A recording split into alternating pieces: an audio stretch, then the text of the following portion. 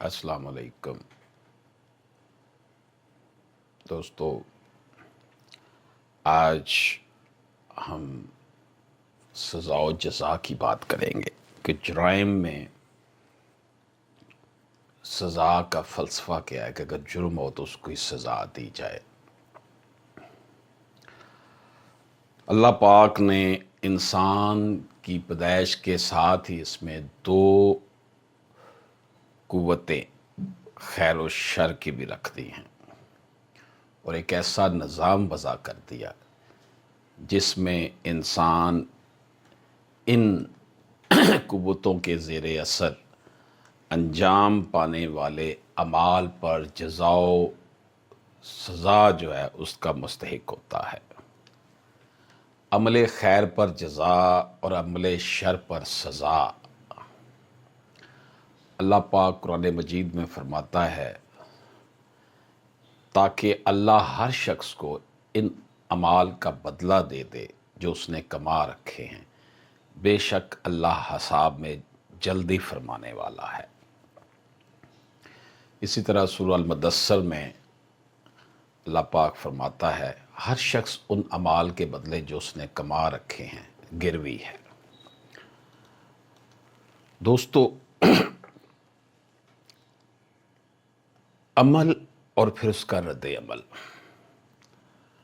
اس دنیا میں انسان کی فطرت میں اللہ پاک نے دو چیزیں رکھ دی۔ ایک اس میں اچھا کرنے کی، خیر کرنے کی جو ہے، اور دوسرا اس میں شر کا ارادہ۔ ان دونوں قوتوں کا آپس میں تصادم جاری ہے، دونوں کی کشمکش بڑھتی رہتی ہے۔ اگر انسان کے اندر شر کی قوتیں غالب آ جائیں تو انسان جو ہے پھر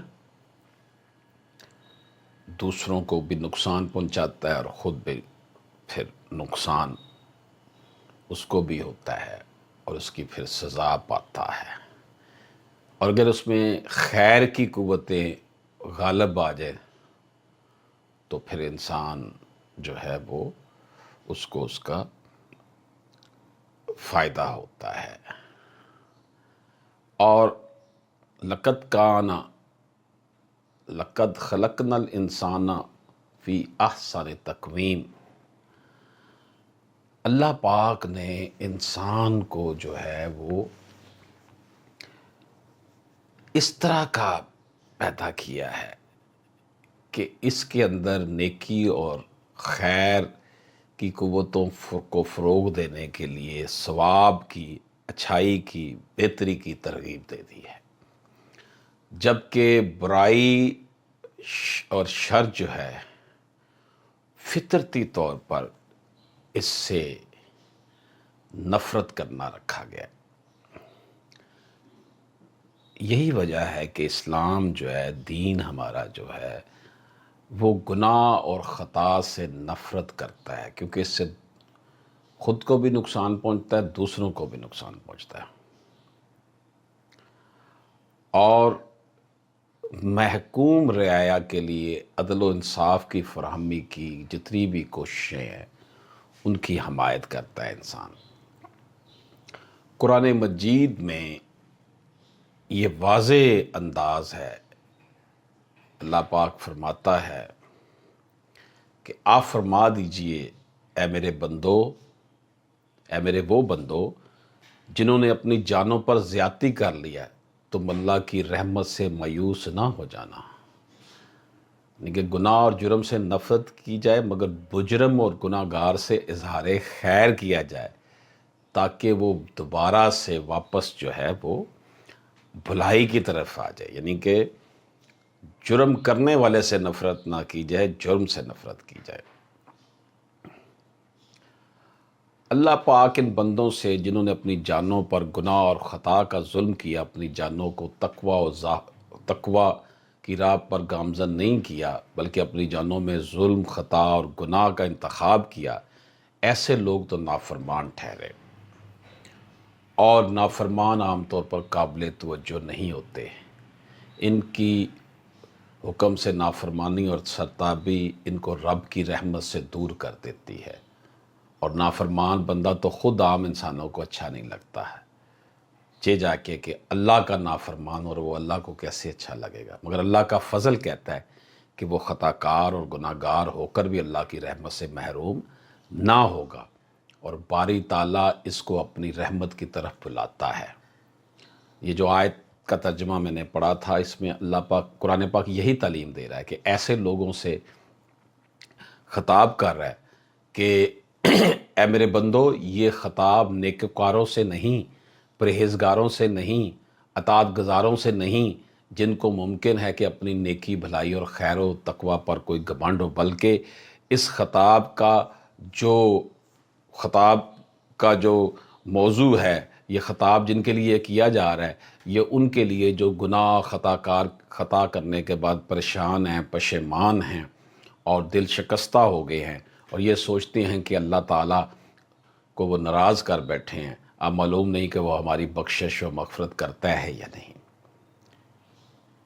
یہ اپنی اندر ندامت اور شرمندگی محسوس کر رہے ہیں، ان کو احساس گناہ ستا رہا ہے، ان سے یہ گناہ کیوں کر ہوا۔ ایسے شکستہ دلوں کو اللہ پاک اپنی رحمت کی طرف دعوت دیتا ہے۔ یہ کلمات ان شکستہ دلوں کے لیے سہارا ہیں، یہ الفاظ ان بندوں کے سارے جو اندیشے ہیں اس کو ختم کر دیتے ہیں، ان کو رب کی رحمت کے قریب کرنے کے لیے۔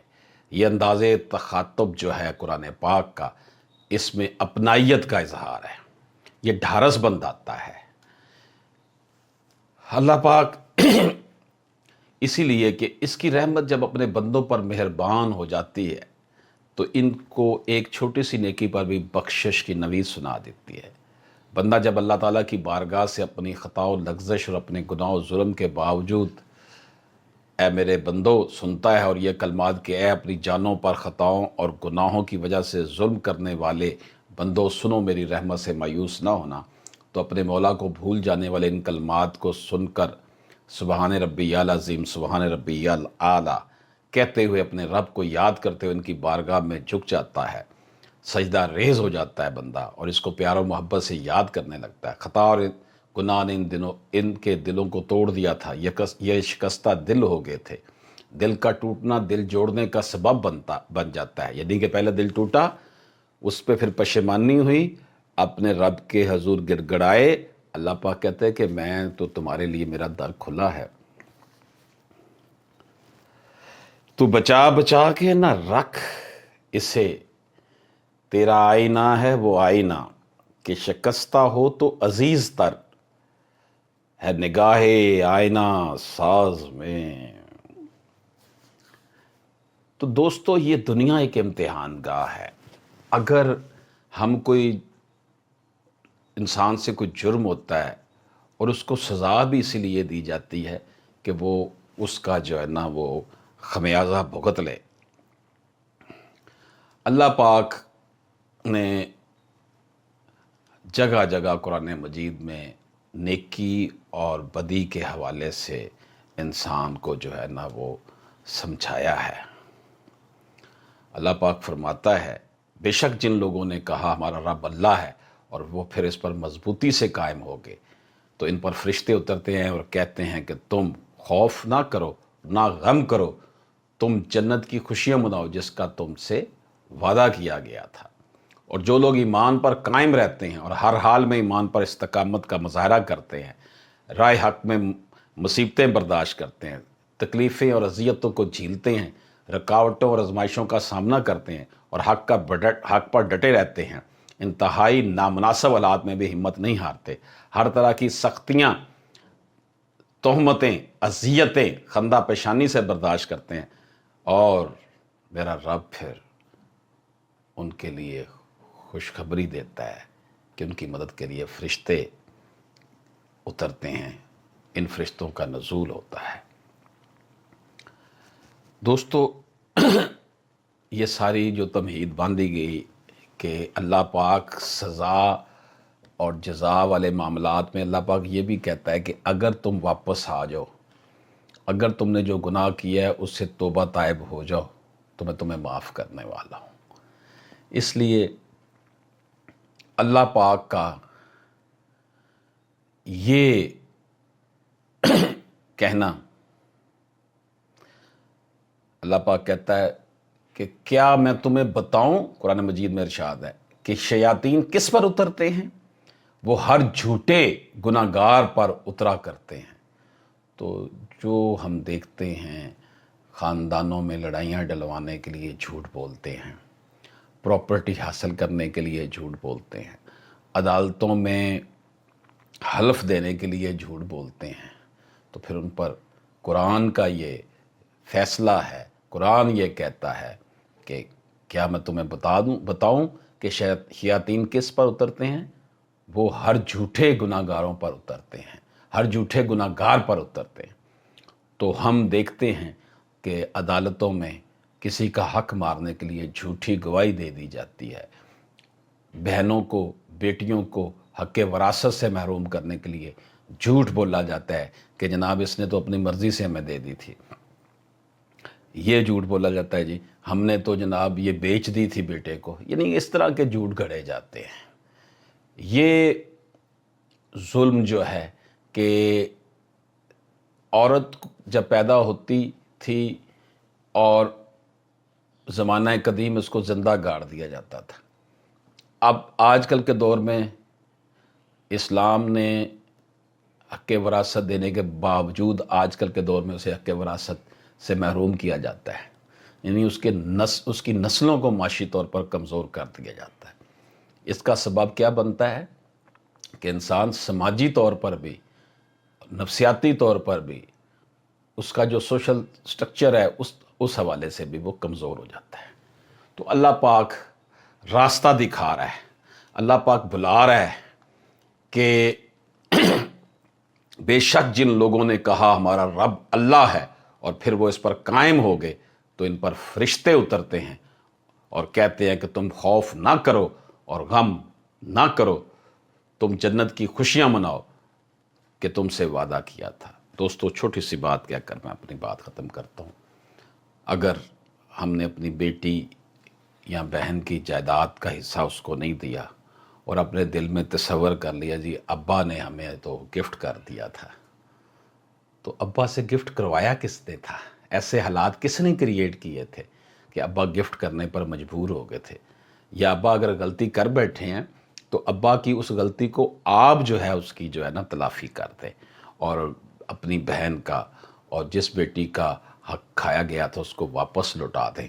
تو یقین جانیے یہ کچھ عرصہ کی 60 70 80 سالہ 90 سالہ 100 سالہ زندگی میں کتنی جلدی ٹائم گزرتا جا رہا ہے۔ ہمارے بڑے جو تھے آج ہمارے لیے واقعہ بن گئے ہیں، آنے والے کل میں ہم نے بھی واقعہ بن جانا ہے، کچھ بھی ہمارے ساتھ نہیں رہنا۔ آج دیکھ لیں جیسے جیسے عمر بڑھتی چلی جاتی ہے انسان کا جسم بھی کمزور پڑتا چلا جاتا ہے اور اس کو محسوس ہوتا ہے کہ یہ زمین اس کے پاؤں تلے سے کھسکتی جا رہی ہے۔ تو یہ جائیداد، یہ پراپرٹیز جس کے لیے ہم جہنم کما رہے ہیں، جس کے لیے جو گناہ کبیرہ ہے، اللہ پاک نے کہا کہ اگر کوئی کسی کا حق مارتا ہے تو وہ ہمیشہ جہنم میں رہے گا۔ اس حوالے سے، ان معاملات کے حوالے سے جو ہمارے معاشرے میں خاص طور پر یہ جو ہمارا انڈو پاک کا ایریا ہے، یہاں پر بچیوں کی وراثت کے حوالے سے جو گمبھیر قسم کے، جو سنگین قسم کے جو ہے وہ جرم ہے کہ بیٹی کو جائیداد سے محروم کر دیا، یا بعض معاملات میں ایسا بھی ہوتا ہے کہ بیٹے کسی کو بھی کر دیا، ایک بیٹے کو دے دیا دوسرے کو نہ دیا، کسی کو بھی ہو، بیٹا ہے، بیٹی ہے، ماں ہے، بہن ہے، بھائی ہے، جس کا بھی جو اللہ پاک نے سورہ نساء میں کھول کھول کر بتا دیا ہے کہ کسی کا حق مت کھاؤ، یہ اس کا حق ہے۔ پھر بھی تعویلیں پیش کی جاتی ہیں، گویا کہ قرآن کا انکار ہو رہا ہے، قرآن کی بات کو نہیں مانا جا رہا۔ یہی وجہ ہے کہ آج جن ممالک کے لوگوں کو ہم کافر کہتے ہیں وہاں پر ویلفیئر اسٹیٹ کا کانسیپٹ ہمیں صحیح طور پر نظر آتا ہے، وہاں پہ امن و ایمان ہے، امن و امان ہے، وہاں پر پیس ہے، پراسپیرٹی ہے، لوگوں کے مسائل حل ہوتے ہیں، لا اینڈ جسٹس ہے۔ اور ہمارا لا اینڈ جسٹس کا نظام جو ہے یہ بانجھ ہو چکا ہے۔ گورننس نام کی کوئی چیز نہیں. اگر ادارے، تمام محکمے اپنا اپنا کام صحیح طور پر کرے تو عدالتوں میں بوجھ کم ہو جائے.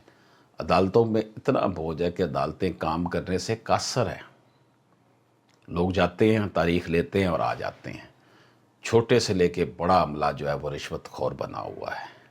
ان حالات میں ہمیں اپنی اصل کی طرف لوٹنا ہوگا. فطرت کے تقاضوں کی کرتا ہے نگہبانی، یا بندہ ہے صحرائی، یا مردے کوہستانی. دوستو، ہمیں اپنے رب کے آگے جھک کر معافی مانگنی چاہیے، اور اگر ہم سے کوئی گناہ ہو چکا ہے ہمیں اس کی تلافی کر لینی چاہیے. سانسیں ابھی چل رہی ہیں. اگر ہم نے کسی پراپرٹی پر قبضہ کر لیا، کسی بہن کا حصہ مار لیا تو اس کو وہ دے دینا چاہیے. کسی کے ساتھ کوئی جھوٹ بولنا ہے اور اس کی چیز پر قبضہ کر لیا، وہ بھی ہمیں واپس لوٹا دینی چاہیے. السلام علیکم ورحمۃ اللہ.